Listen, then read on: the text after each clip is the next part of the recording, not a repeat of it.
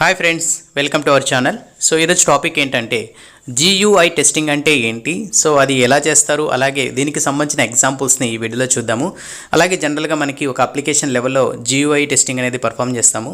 So దానికి సంబంధించిన test cases ఏ విధంగా రాయాలి, సో GUI టెస్టింగ్కి సంబంధించిన మొత్తం ఇన్ఫర్మేషన్ ఈ వీడియోలో చూద్దాము. అలాగే వీటికి సంబంధించిన ఎగ్జాంపుల్స్ చూద్దాము.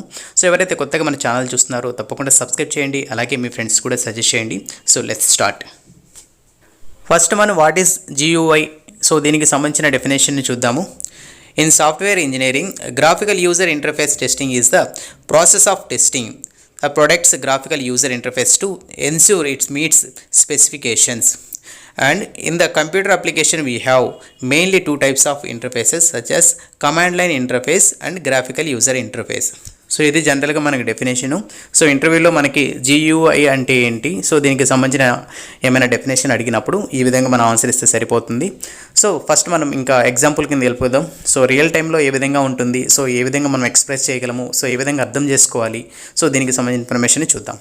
జనరల్గా మనకి GUI అంటే తెలుసు కదా, so graphical user interface. So జనరల్గా మనకి ఒక అప్లికేషన్ ఉందనుకోండి, సో అప్లికేషన్లో ఫీల్డ్స్ ఉంటాయి, ఆప్షన్స్ ఉంటాయి, అని like different type of advertisements ఉంటాయి.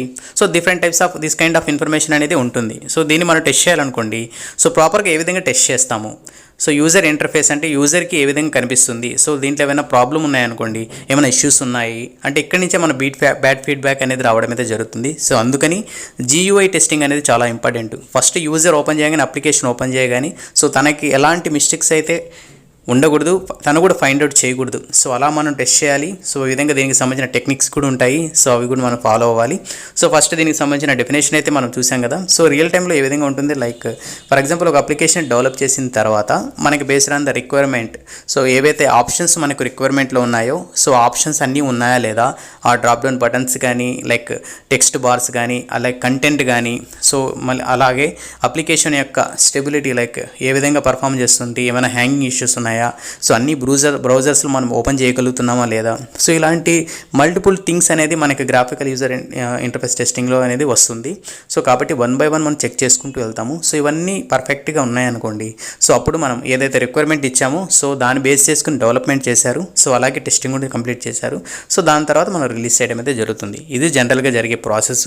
సో ఇక్కడ మనకి టూ ఆప్షన్స్ అయితే ఇచ్చినారు. టెస్టింగ్లో మనకి ఏవే టెస్టింగ్స్ ఉంటాయంటారు, గ్రాఫికల్ యూజర్ టెస్టింగ్ ఒకటి ఉంది, కమాండ్ లైన్ టెస్టింగ్ అనేది ఉంది. సో మనం ఫస్ట్ కమాండ్ లైన్ గురించి ఒక 2 లైన్ మాట్లాడుకుందాము.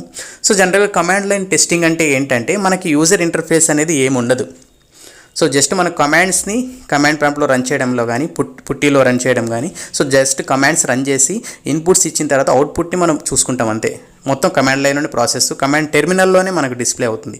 ఫర్ ఎగ్జాంపుల్ చూసుకుంటే ఒక డేటాబేస్ ఉంది, డేటాబేస్ అప్లికేషన్ ఉంది. సో మీరు ఏం చేస్తారు, డేటాబేస్ అప్లికేషన్ని యాక్సెస్ చేయాలనుకోండి, సో మీరు డైరెక్ట్గా లాగిన్ అవుతారు. ఏ సర్వర్లో మీరు ఇన్స్టాల్ చేశారో డేటాబేస్, ఫర్ ఎగ్జాంపుల్ లైనెక్స్ ఉంది, లైనెక్స్లో అరాకిల్ డేటాబేస్ని ఇన్స్టాల్ చేశారు. సో మీరు లాగిన్ అయిన తర్వాత ఆ డేటాబేస్తో మీరు ఎలా కమ్యూనికేట్ అవుతారు, సో త్రో కమాండ్ లైన్ ద్వారాగానే కమ్యూనికేట్ అవుతారు. ఫస్ట్ డేటాబేస్ని కనెక్ట్ అవ్వడము, కనెక్ట్ అయిన తర్వాత లిస్ట్ ఆఫ్ టేబుల్స్ చూడడము, స్కీమాస్ చూడడము, లేదా అప్డేట్ చేయడం, డిలీట్ చేయడం, ఇవన్నీ కమాండ్ లైన్ ద్వారా మీరు చేస్తారు. సో యూజర్ ఇంటర్ఫేస్ కూడా ఉంటుంది, but most of the things ఏంటి, కమాండ్ లైన్ ద్వారానే మనం ఇన్పుట్స్ ఇచ్చుకోవడం, అవుట్పుట్స్ని గెట్ చేసుకోవడం. సో ఈ ప్రాసెస్ అనేది జరుగుతుంది. సో ఇది కూడా type of testing. So command line testing కూడా మనం చేస్తాము. So based on like before కొన్ని డేటాబేస్ టెస్టింగ్ కానీ, కొన్ని అప్లికేషన్కి యూజర్ ఇంటర్ఫేస్ రెడీ అవ్వకపోతే మనం జస్ట్ రిక్వెస్ట్ సెండ్ చేయడం కానీ, లైక్ అవుట్పుట్ని తీసుకోవడం కానీ, బేసిక్ టెస్టింగ్ అనేది చేస్తాము. సో ఈ విధంగా మనం కమాండ్ లైన్ టెస్టింగ్ అనేది చేస్తాము. So next user interface testing. So main concept ఇది మనం జస్ట్ డిస్కస్ చేయాల్సింది, బట్ మీకు కొంచెం ఐడియా ఉంటుందని కమాండ్ లైన్ ఇంటర్ఫేస్ గురించి చెప్పాను. జనరల్గా మనకు ఒక అప్లికేషన్లో బేసిక్ థింగ్స్ ఏముంటాయి, సో వాటి గురించి చూద్దాము. If you have some of the critical GUI elements that can be used for communication between the user and application. So జనరల్గా మనకి ఏముంటాయి, చెక్ బాక్సెస్ కానీ, లిస్ట్ బాక్స్ కానీ, రేడియో బటన్, అలాగే టెక్స్ట్ బాక్స్. సో ఇలాంటి బేసిక్ బటన్స్ అయితే ఉంటాయి. So వీటికి సంబంధించి మనము థరోలీ టెస్ట్ చేయాల్సి వస్తుంది. లైక్ ఎందుకంటే ఒక యూజర్ కానీ, కస్టమర్ కానీ ఒక లిస్ట్ సెలెక్ట్ చేసుకోవాలి. ఫర్ ఎగ్జాంపుల్ ఒక ఫ్రూట్స్ అనేది ఒక డ్రాప్ డౌన్ బటన్ ఉంది. సో ఫ్రూట్స్లో ఏమైతే ఉన్నాయో అవన్నీ చూపించాలి సపోర్టు. ఏదైనా సెలెక్ట్ చేసినప్పుడు కూడా ప్రాపర్గా సెలెక్ట్ అవ్వాలి. సో ఇలాంటి అప్లికేషన్స్ ఉంటాయి మనకి. ఎగ్జాంపుల్గా చెప్పాను.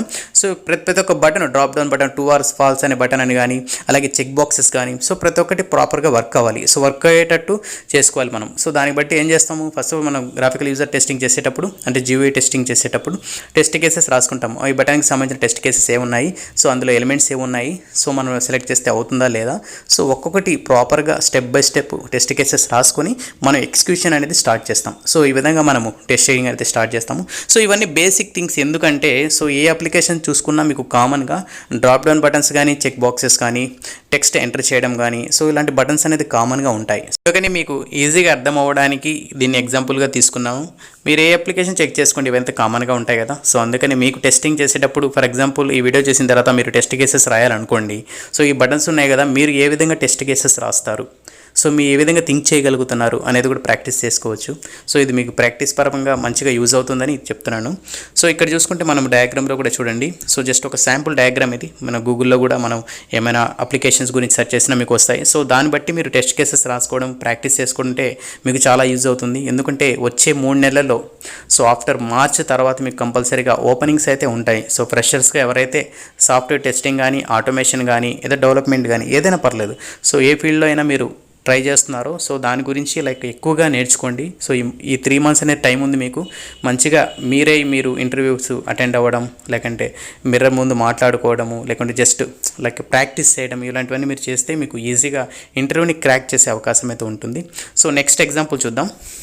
నెక్స్ట్ వన్ చూసుకుంటే usually the GUI testing is used to assess a design of elements or features like. So ఏదైనా అప్లికేషన్లో డిజైన్ లెవెల్లో చూసుకుంటే సో మ్యాండేటరీగా ఈ ఫీల్డ్స్ అయితే ఉంటాయి.